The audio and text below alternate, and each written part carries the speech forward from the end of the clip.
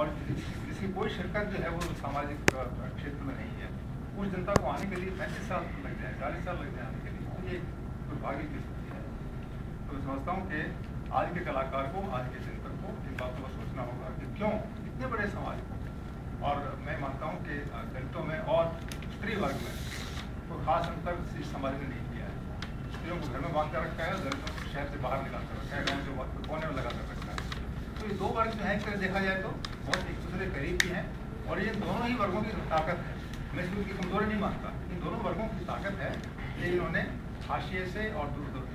बाहर से समाज को ऐसे तरीके से देखा है कि उसके जितने भी उसके कुबड़ हैं, जितने भी उसकी जो कहीं की बीमारियाँ हैं, वो बीमारियाँ और जो कुबड़ हैं वो साफ साफ दलितों को, नारियों को आसपास लगाने लगे हैं। तो मैं समझता हूँ कि इस रूप में जितनी फिल्में बनाई जाए, उन फिल्मों के अंदर तो पूरा बात ही एंगल की होती है। साहित्य में शायद एंगल का ज़्यादा स्पष्ट नहीं होता,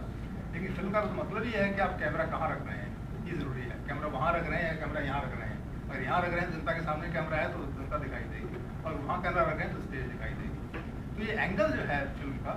इसका एंगल बदलना होगा। इसका एंगल होगा कि देश का सबसे जो शोषित समुदाय है, चाहे वो जाति से प्रताड़ित है, चाहे वो आर्थिक दिशा से प्रताड़ित है, या जेंडर राजनीति से, जेंडर दृष्टिकोण से प्रताड़ित है, वो एंगल ऐसा है जिस एंगल से देश के सबसे खराब होने जो है साफ साफ नजर आते हैं। तो मैं समझता हूँ कि एक तरह से सार्थक सिनेमा का एक ऐसी भूमिका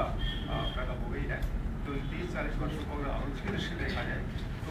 ये भूमिका निश्चित रूप से दलित विमर्श की सार्थकता को आगे ला सकती है, और वो जनता के सामने स्पष्ट कर सकती है कि हमें कहाँ अपनी नज़र रखनी होगी। अंतिम बात एक और कहूँगा कि सिनेमा का ताल्लुक निश्चित रूप से मनोरंजन के साथ होता है, और जब तक सिनेमा के अंदर मनोरंजन नहीं होगा तो ना उसको देखेगा और ना ही उसकी कोई सार्थकता बनेगी। ये अवश्य मुझे बर्टोल्ट ब्रेख्ट का एक